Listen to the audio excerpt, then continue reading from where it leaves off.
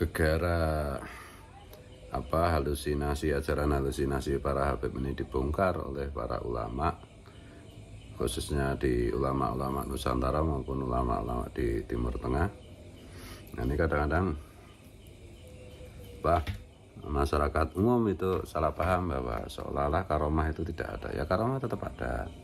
Maka mari kita bandingkan sedikit karomahnya para Habib dengan karomahnya ulama Nusantara dan ulama-ulama di dunia internasional yang berpaham Ahlus Sunnah wal Jamaah lainnya. Jadi misalnya begini, ada Habib yang mengatakan ada pesawat yang sudah tinggal landas bisa turun lagi karena si Habib itu mau naik dan baru datang. Nah, yang seperti ini kan tidak ada konfirmasinya sama sekali kan.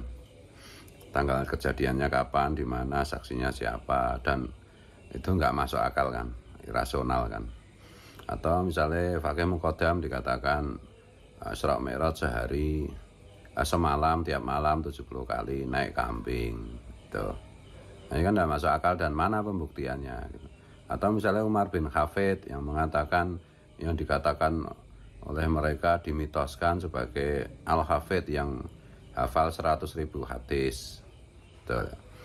Nah, pertanyaannya kapan di depan publik si Umar Hafid ini pernah misalnya membaca kitab Sahih Bukhari bil ghaib tanpa melihat tulisannya gitu, disimak orang dan benar. Kapan? Kan tidak pernah. Yang pernah itu adalah si Umar Hafid itu pernah mengimami di Istiqlal, baca Fatihah aja belepotan gitu loh. Iya nak bodoh gitu. Suaranya kayak kimaran. Nah, beda dengan ulama-ulama aswaja, termasuk ulama-ulama Nusantara. Misalnya begini, Abu Nyainor itu berguru kepada misalnya Nabi Khidir atau ruhnya Nabi Khidir gitu ya. Beliau itu dari nol, tidak belajar kepada siapapun. Setelah berguru kepada Nabi Khidir, benar-benar hafal Quran, disimak 30 juz hafal Quran tidak salah, dan ngalim kitab. Padahal zahirnya itu beliau tidak pernah belajar kepada siapapun. Beliau bisa membaca kitab kuning apapun gitu, dan bahkan mengajar, dan termasuk juga mengajar cara menghafal Quran. Dan ribuan santri beliau yang juga menjadi hafidhah, menjadi orang yang hafal Quran, yang bisa dikonfirmasi dengan semaan, dengan disimak gitu, bil ghaib gitu.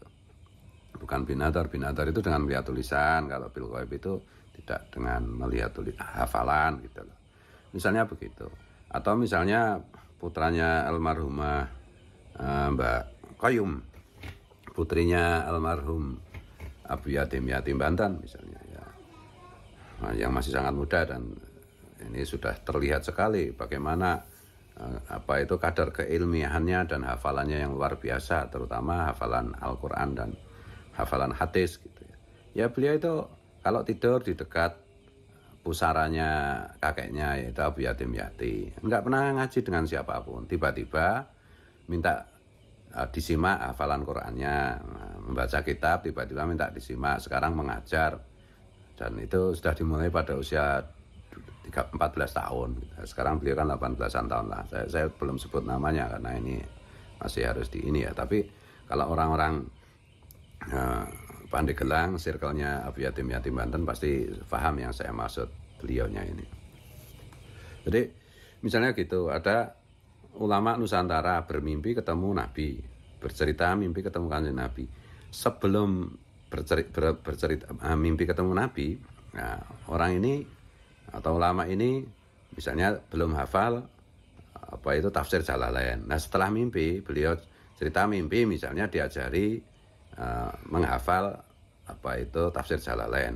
Nah, begitu beliau cerita, ya beliau sambil mengkonfirmasi, ya coba saya tak baca hafalan tafsir Jalalain, yang lain menyimak, ya benar-benar mampu. Jadi saya berkali-kali bilang bahwa karomah atau peristiwa spiritual atau peristiwa gaib atau kesaktian dalam tanda petik itu selalu bisa dikonfirmasi secara faktual, selalu bisa dikonfirmasi secara intelektual gitu.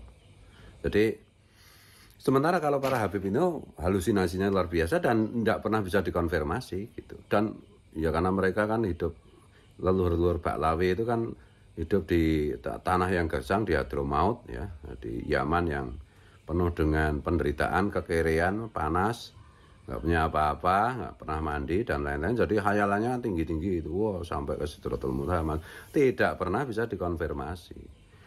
Semua kesaktian itu pasti bisa dikonfirmasi secara intelektual gitu, secara faktual.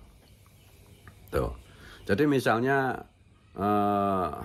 sekarang ini ulama-ulama aswaja Ahlussunnah wal Jamaah khususnya di Nusantara dan di beberapa belahan bumi lainnya itu mengatakan bahwa yang diklaim karomah oleh para Habib itu hanyalah halusinasi, omong kosong, hayalan, khurafat, ya karena memang karomah-karomah mereka itu tidak pernah bisa dikonfirmasi secara faktual, secara ilmiah. Sebagaimana nasab mereka ngaku keturunan Nabi, ternyata secara ilmiah tidak terkonfirmasi. Ternyata haplogrup grup mereka itu tidak sama dengan haplogrup grupnya suku bangsa Quraisy. Suku bangsa Quraisy Arab itu kan J1. Sementara ternyata Habib-Habib ini haplogrup DNA-nya kan G gatel. G gatel itu kan haplogrupnya Yahudi Ashkenazi, Kaukasia. Nah, gitu loh. Jadi untuk masyarakat itu ya nggak usah bingung gitu. Apakah peristiwa spiritual atau karomah itu ada? Ya pasti ada. Masalahnya itu karomah yang beneran, yang dari Allah itu, yang bukan tipu-tipu kayak Habib, itu selalu bisa dikonfirmasi secara intelektual maupun secara faktual, dan itu terkait dengan kemampuan akademis seseorang. Jadi orang yang mengalami atau memiliki karomah atau pengalaman spiritual tertentu itu secara intelektual terukur meningkat gitu loh. Yang mengalami atau yang memiliki itu, misalnya orang punya ilmu laduni, ada seorang kiai atau seorang gus punya ilmu laduni, ya itu benar-benar bisa diukur gitu loh. Bisa diukur secara akademis gitu. Nah ini bahwa banyak oknum gus atau siapapun yang ngaku-ngaku sekti, ngaku-ngaku punya karomah, ngaku-ngaku punya pengalaman spiritual, ternyata tidak terkonfirmasi, lah itu berarti palsu juga gitu loh. Tetapi secara umum apa yang diceritakan oleh para Habib, oleh leluhur-leluhur mereka yang ditulis dalam kitab-kitab mereka, semua itu halusinasi, tidak terkonfirmasi. Semuanya nggak ada yang bisa dikonfirmasi.